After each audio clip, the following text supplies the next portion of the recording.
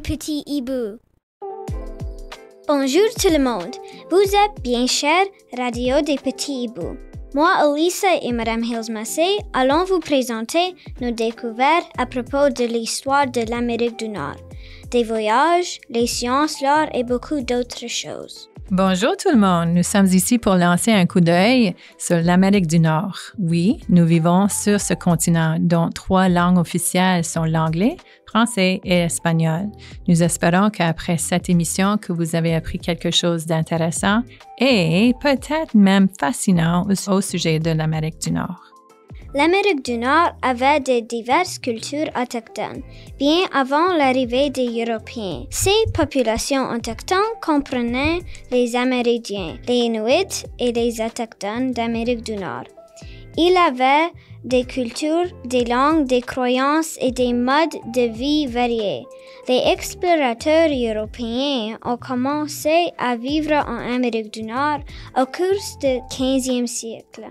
Christophe Colomb a découvert l'Amérique en 1492. Plus tard, d'autres explorateurs européens comme John Cabot, Jacques Cartier et Samuel de Champlain ont exploré les régions de l'Amérique du Nord. La France, l'Angleterre, l'Espagne et les Pays-Bas ont établi les colonies en Amérique du Nord au XVIIe et XVIIIe siècle. Ces colonies étaient centrées sur la recherche de ressources naturelles, l'agriculture et le commerce.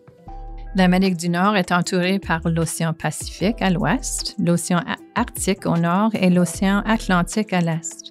L'Amérique du Nord est la 3e plus grande des 7 continents du globe.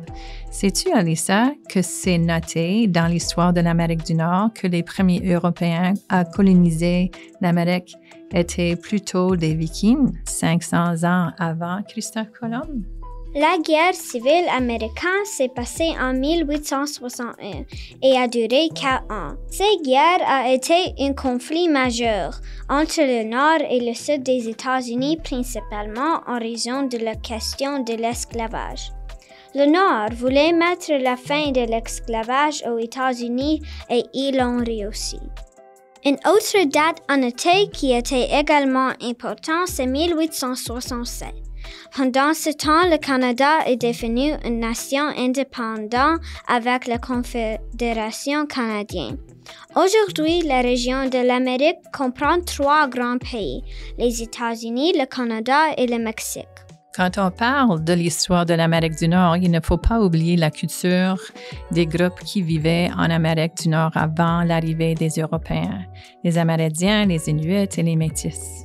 Les Amérindiens comprenaient des groupes tels que les Navajos, les Sioux, les Apaches, les Iroquois et bien d'autres. Chacun de ces groupes avait ses propres coutumes, langues et territoires. Les Inuits sont un groupe autochtone qui habite principalement dans les régions arctiques du Canada et de l'Alaska. Ils sont connus par leurs adaptations à des conditions climatiques extrêmes, la chasse aux phoques et l'utilisation des kayaks. Finalement, j'aimerais vous parler des Métis. Les Métis sont un groupe ethnique d'origine mixte, principalement français. Ils ont leur propre culture, langue et l'histoire. Présentement, le gouvernement du Canada travaille à faire avancer et à renouveler la relation avec les peuples autochtones, une relation fondée sur la reconnaissance, le respect, la coopération et le partenariat. Radio des petits hiboux. Le terme Première Nation est souvent utilisé au Canada pour décrire les peuples autochtones, y compris les Amérindiens, les Inuits et les Métis. Il existe plus de 600 communautés de Premières Nations au Canada, chacun avec sa propre culture et ses propres langues. Les peuples autochtones d'Amérique du Nord ont une histoire riche, marquée par leur connexion à la terre, leur tradition orale, leur artisanat, leurs croyances spirituelles et leur résilience face aux défis historiques. L'Amérique du Nord est un continent avec la population composée de différentes origines et cultures. La population des États-Unis est composée d'Américaines qui sont de diverses origines ethniques, notamment européennes, africaines, asiatiques, latino-américaines et autochtones. La population du Canada est également diversifiée avec les Canadiens d'origine européenne, asiatique, autochtone et diverses d'autres origines. Après les États-Unis, 332 millions, le Mexique, 127 millions, est le pays le plus peuplé d'Amérique du Nord et la majorité de sa population est d'origine mexicaine. Il est important de noter qu'aujourd'hui, la diversité en Amérique du Nord est l'une de ses caractéristiques les plus marquantes.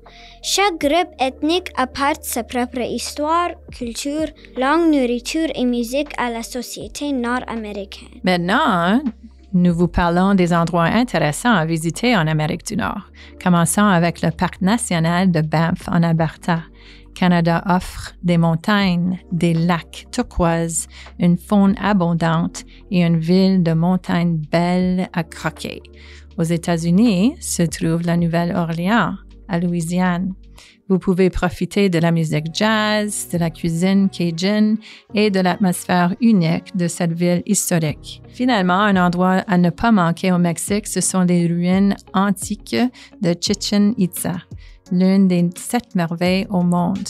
Chichén Itzá est composée des bâtiments en pierre tels que une pyramide et des temples. La ville de Québec est aussi la capitale du Québec, qui est une des provinces qui se trouve au Canada.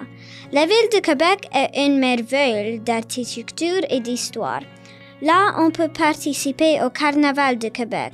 Le carnaval célèbre à l'extérieur en hiver. Si vous allez au Carnaval de Québec, vous pouvez trouver les sculptures de glace et les soirées musicales. Explorez les lacs Huron, Michigan, Erie supérieure et Ontario, ainsi que les grandes villes qui se trouvent près de ces lacs comme Chicago et Toronto. Le plus gros lac parmi les 5 gros lacs s'appelle Lac supérieur. Yellowstone est célèbre pour ses geysers. Le geyser le plus connu s'appelle Old Faithful. Il y a des éruptions à chaque 35-120 minutes. Les éruptions ne durent pas longtemps. Si tu décides de passer du temps à Yellowstone, tu vas sûrement remarquer les paysages spectaculaires. Mexico City ou bien la ville de Mexique est la capitale du pays Mexique. La ville est pleine de culture, l'art, musique et nourriture délicieuse. Pendant que vous visitez Mexico City, ça serait une bonne idée d'aller explorer le Musée national d'anthropologie. J'espère que vous avez apprécié notre programme éducatif sur l'Amérique du Nord d'aujourd'hui. Écoutez notre podcast radio des Petits Hiboux. À bientôt sur les ondes. Bye bye! Restez avec nous sur la radio des Petits Hiboux.